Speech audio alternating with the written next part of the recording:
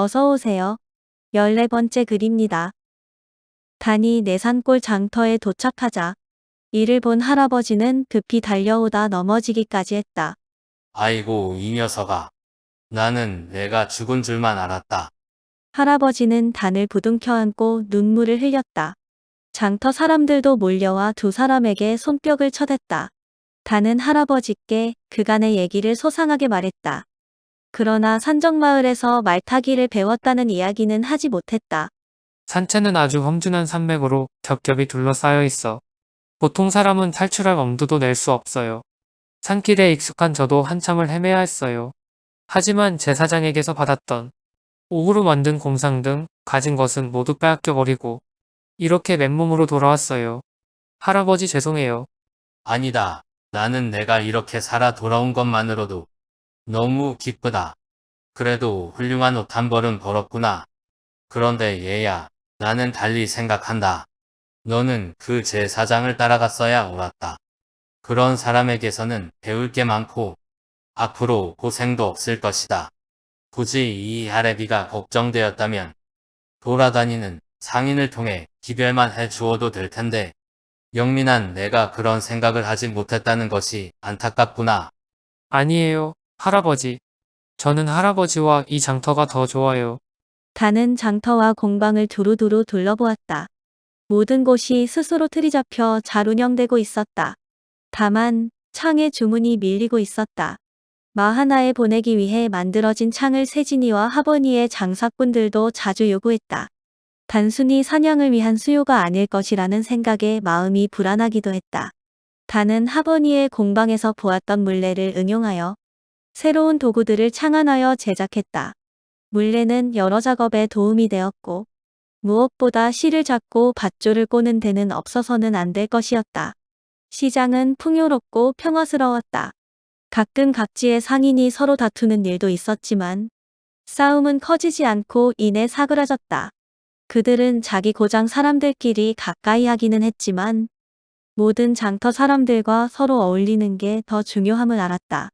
놀라운 점은 하버니와 세진이 사람이 서로 다투면 마하나 사람이 중재를 했고 세진이와 마하나가 다투면 하버니가 중재했다. 하나는 둘에 약했고 하나는 또 하나에 서로 의지했다. 3이라는 숫자는 참으로 강했다. 솥도 다리가 셋이면 어디에든 앉힐 수 있다. 단위는 셋이라는 숫자가 세상의 근본이라는 생각을 했다. 하늘이 있고 땅이 있고 세상이 있다. 내가 없으면 하늘이 있으랴. 땅이 없으면 내가 있으랴. 하늘이 없으면 땅이 있으랴. 더 나아가 세진이가 없으면 마하나가 있으랴. 마하나가 없으면 하버니가 있으랴. 하버니가 없으면 세진이가 있으랴. 어느 날 장터에 귀인이 나타났다. 귀인은 한눈에 사람들의 지병을 알아내고 치료법을 알려주고 있었다. 그동안 시장 사람들은 병고가 생기면 단을 찾아왔었다. 그러나 귀인은 단의 수준과는 격이 달랐다. 한 상인이 발을 절뚝거리며 귀인 앞에 나타났다. 그 상인은 발목이 소불알처럼 퉁퉁 부어 있었다.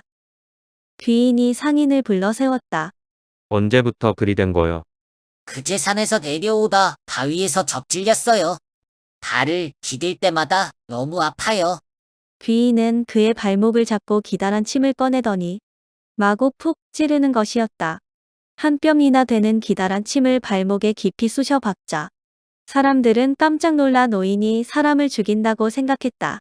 그런데 그 침에서 새까만 피가 흘러나오는데 그릇으로 한 사발은 되었다. 신비한 것은 그 즉시 상인이 발을 아무리 굳게 디뎌도 통증이 사라졌다는 것이다. 예전부터 발목이 약했었지. 오래전에 다친 발목이 계속 문제를 일으켰던 게야. 이제 모두 치료가 되었으니 발목이 훨씬 튼튼해질 거야. 나를 만난 걸 천운으로 생각해. 고맙습니다. 정말 고맙습니다. 귀인은 그 자리에서 불을 피우고 물을 끓여 침을 소독하기 위해 오랫동안 머물렀다. 점차 사람들이 그 앞에 모여들었다. 단도 그 틈에 끼어들었다. 참으로 신통하네요. 내가 신통한 건가? 이 침이 신통한 건가? 둘 다요. 이 침은 아주 귀한 물건이지. 하지만 그걸 쓸 줄 모르면 아무것도 아니지. 영감님이 대단하십니다. 나를 영감이라 부르지 말고 도인이라 불러주게. 예? 도인이요? 나는 마하나 위두님의 불치병을 치료하기도 했지. 마하나 위두라는 말에 단의 귀가 번쩍 뜨였다. 위두님은 많이 먹는데도 살이 쭉쭉 빠지고 항상 기운이 없고 피곤하다고 했어. 심하게 갈증을 느끼고 소변을 자주 본다고 했지. 특히 소변을 보고 나면 개미들이 모여든다는 거야. 그건 소갈병이네요. 단이 자신도 모르게 소리쳤다. 내가 그걸 어떻게 아느냐? 그러면 그 치료법도 아느냐? 자세하게는 몰라요. 우선 마음부터 편히 가져야 할 것입니다. 너 맹랑하구나. 사실 마하나의 위두이신 아성님은 측근에 있는 오지 장군에게서 많은 시달림을 받고 있더구나. 왜 장군이 위두님을 괴롭히죠? 위두님이 오지 장군을 너무 신임했던 게 잘못이지. 그러니 장군은 위두님의 머리끝에 기어오른 거야. 장군은 자신의 힘을 키우기 위해 위두님의 측근 충신들을 모두 몰아내고 차츰 정사에 깊이 관여하더니 과도한 부역과 공출로 백성을 괴롭히고 주변 마을과 수시로 다툼을 일으켰단다. 결국 위두님의 마지막 권위인 하늘의 죄를 지내는 일마저 자신이 주관하려 한다는구나. 그래서 위두님은 마음에 깊은 상처를 입고 잠을 못 이루고 술을 가까이 하더니 결국 소갈병이 생긴 것 같구나. 도인은 유독 하얗게 늘어뜨린 긴 수염을 쓰다듬으며 세상 돌아가는 여러 가지 일들을 신명나게 이야기했다. 그 앞에 점차 사람들이 더 몰려들었다. 세진이의 깊은 산골이었지. 유독 추운 겨울이었는데 날이 어두워지면 갑자기 사람이 하나둘 없어지기 시작했어. 사람들은 어둑선이 요괴가 사람을 잡아갔다고 생각했어. 그래서 족장이 옹고드 앞에 죄를 올렸지. 그러고 나서 족장이 말했어. 추위에 굶주린 짐승들이 산에서 내려와 사람을 해치고 있다. 마을 주변을 감시하라. 후로 사람들은 주위를 유심히 살피기 시작했는데 어느 해 찔렵 산마루에서 시커멓고 커다란 괴물이 나타난 걸 보았어. 그것은 산짐승이 아니고 틀림없는 요괴의 모습이라는 거야. 사람들은 공포에 떨었어. 밭에 나가지도 못했고 더구나 가축을 몰고 나갈 수는 없었어. 하지만 가축을 굶길 수도 없었지. 어느 노인이 말했어. 어둑선이에게 더 이상 마을을 해치지 말도록 처녀를 제물로 바쳐야 합니다. 족장은 이렇게 결정했어. 만약 그게 요괴라면 겁을 내서는 안 된다. 사람이 겁을 내면 낼수록 요괴는 더욱 강해진다. 우리는 모두 힘을 합쳐 그 요괴를 몰아내야만 한다. 나를 잡아 힘 좋은 사냥꾼들이 모여 요괴가 사라진 깊은 산속으로 들어갔어. 헤매고 헤매다 높은 산의 정상까지 올라갔지. 그러다 끔찍한 것을 보았어. 높은 바위 꼭대기에 많은 새가 앉아 무엇인가를 찍어 먹고 있었는데 그것은 분명 사람의 시체였어. 시체는 나란히 놓여 있었는데 이미 해골만 앙상이 드러나 있었어. 사냥꾼들은 다리가 후들후들 떨렸어. 너무 잔혹한 광경이었지. 그 시체와 해골은 크기도 대단히 컸어. 그 높은 곳에 왜 해골이 있었을까? 누구 짐작이 가는 사람이 있는가? 도인이 이야기를 끊고 사람들에게 물어왔다. 괴물이 거기서 사람을 잡아먹었나? 아니지, 서로 싸우다 죽었을지도 모르지. 사람들은 서로 웅성거릴 뿐 나서서 답변하지는 못했다. 단이 나서서 말했다. 그건 거인들의 풍속이 아닐까요? 죽은 사람을 하늘로 보내기 위해 높은 곳에 올려놓은 건 아닐까요?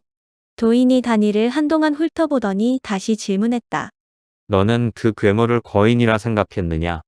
우리와 똑같은 사람은 아닐지라도 괴물은 거인이고 그 시체도 그들의 것이라는 생각이 들어요. 그들은 아마도 멀고 먼 곳에서 왔을 거예요. 그러나 무슨 이유인지 그들은 그곳에 와서 갑자기 모두 죽어나갔고 남은 사람은 죽은 사람을 하늘로 보내기 위해 높은 곳에 모셔놓았을 것 같아요. 생각이 제법이구나. 얘기할 맛이 생기는구나. 내 생각은 이렇다. 어떤 종족의 풍속에는 노인의 이빨이 거의 빠지면 살아있는 노인을 산 꼭대기에 모신다는 얘기가 있다. 독수리가 사람을 먹으면 그 사람도 독수리를 따라 하늘에 오른다고 생각했다는구나. 얘기를 계속하자. 사람들은 겁이 났어. 괴물이 사람을 잡아먹었다고 생각하며 그만 돌아가자고 했지. 하산을 서두르다 눈이 덮인 계곡에서 괴물의 발자국을 발견했어. 사람의 발자국 같은데 그 크기가 너무 큰 거야. 그렇다면 그때 보았던 그 괴물이 틀림없다고 믿었지. 사냥꾼들은 그 발자국을 따라가기로 했어. 끊겼다가 이어지는 발자국을 겨우겨우 찾아간 끝에 커다란 동굴을 발견했지. 동굴은 깊었고 조용했어. 용기 있는 젊은이가 앞장서서 동굴로 들어갔지. 동굴 안쪽에는 뼈가 많았어. 사람의 뼈도 있을 것만 같았지. 괴물이 사람을 잡아먹는다고 확신했어. 깊고 어두운 동굴 안쪽에서 괴물이 금방 튀어나올지도 몰라. 사람들은 겁을 먹고 서둘러 밖으로 나왔어. 여기까지 와서 그냥 도망할 겁니까? 사람들의 의견이 분분했어. 동굴 깊숙이 들어가 모두 힘을 합쳐 한번 싸워봅시다. 젊은이가 소리쳤어. 숨어서 좀 더 지켜본 후에 판단해도 늦지 않아. 사람들은 나이 많은 사람의 의견을 따르기로 했지. 그때 멀리서 지축이 울리는 소리가 들려왔어. 괴물이 돌아오고 있었던 거야. 숲속에서 언뜻 괴물의 머리가 보였어. 괴물이 키 작은 나무숲을 지날 때는 머리가 숲 사이를 둥둥 떠다녔어. 사람들은 재빨리 높은 나무 위로 숨었어. 어차피 괴물과 싸우기 위해 온 것이니 죽든 살든 한번 대적이나 해보기로 했지. 다행히 동굴 입구에는 큰 나무가 우거져 숨기가 좋았어. 사냥꾼들은 나뭇가지 위에 숨어 활을 준비했지. 이윽고 괴물의 머리가 다시 보였어. 괴물은 빠른 걸음으로 굴로 돌아오고 있었지. 괴물이 가까이 다가오자 나무 위에서 보이는 괴물의 모습은 머리와 어깨에 걸친 멧돼지밖에 보이지 않았어. 괴물은 커다란 멧돼지를 사냥하여 목에 두르고 있었던 거야. 사냥꾼들은 괴물을 향해 활을 쏘았지만 대부분 화살이 멧돼지에 꽂히고 말았어. 괴물이 나무 위를 쳐다보고 곧바로 나무 밑으로 달려와 나무를 마구 흔들었어. 한 사람이 미끄러져 나뭇가지에 매달렸어. 괴물이 그에게 다가가자 사냥꾼들이 괴물의 얼굴에 화살을 마구 쏟아부었어. 괴물이 얼굴을 감싸고 괴성을 질렀어. 아마 눈에도 화살이 꼽혔을 거야. 결국 괴물이 쓰러졌어. 그러나 괴물이 금방 다시 일어서는 거야. 어깨에 걸려있던 멧돼지는 땅에 떨어졌고 괴물의 넓은 가슴팍과 어깨가 드러났어. 그 순간 많은 화살이 다시 날아갔어. 괴물의 맨몸뚱이에 많은 화살이 꽂혔지. 괴물이 괴성을 지르며 오던 길로 달아났어. 두 눈을 잃은 것은 아니었나 봐. 괴물은 곧장 사라져 갔으니까. 숲속엔 괴물의 괴성이 한참이나 메아리쳤어. 그리고 이내 조용해졌어. 괴물이 죽었는지 아주 멀리 도망쳤는지는 아무도 몰라. 숲속이 조용해지자 사냥꾼들은 다시 동굴을 조사했어. 그렇게 소란을 피웠는데도 동굴 속은 조용한 거야. 동굴은 아주 깊었어. 그런데 갑자기 동굴 내부에서 불빛이 흘러나오는 거야. 사냥꾼들은 깜짝 놀라 걸음을 멈추었어. 안쪽에 분명 다른 거인이 있다. 사냥꾼들의 발이 땅에 얼어붙었어.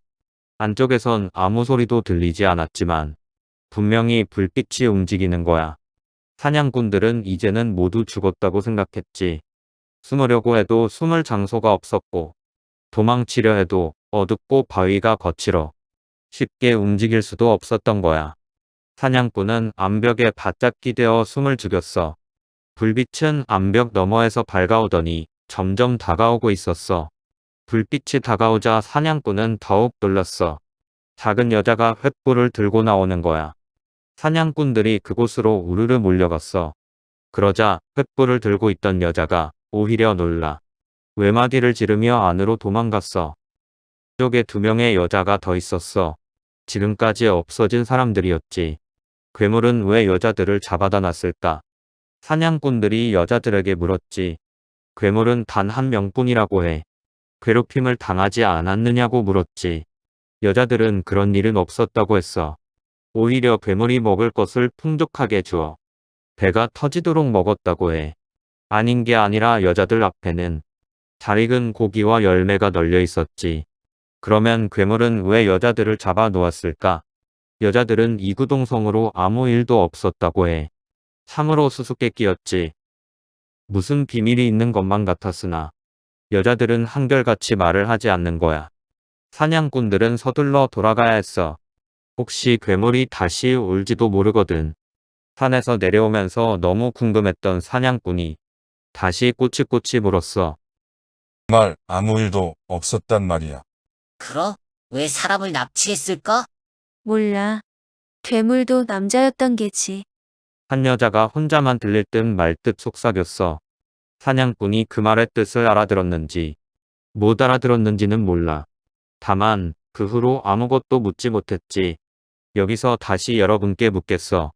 왜 사냥꾼은 그 후로 더 묻지 못했을까? 시장 사람들은 역시 침묵했다. 도인은 사람들을 조용히 훑어보기만 했다. 한참을 기다린 다니 다시 나서서 대답했다. 거인은 무슨 이유로 가족을 모두 잃었던 것 같아요. 홀로 남아있는 게 너무 외로웠던 것 아닌가요? 사냥꾼들도 결국 그 눈치를 챘던 것 같아요. 제법이구나. 아마 거인은 후손이 영원히 끊기는 게 가장 두려웠을 것이다. 그 거인이 이 세상에서 본 마지막 거인이었으니까. 는 단을 한참 동안 훑어보더니 묘한 질문을 했다. 너 하늘에 별을 나느냐? 네? 저는 밤하늘을 바라보길 좋아해요. 하지만 별을 안다는 건 무슨 뜻이죠? 나는 점성술을 연구하고 있다. 널 내 제자로 삼고 싶구나. 도인이 사람들로부터 곡식을 두둑이 챙겨 떠나던 날, 단도 함께 사라져버렸다. 여기서 쉬어가렵니다. 15번째 글에서 다시 만나요. 감사합니다.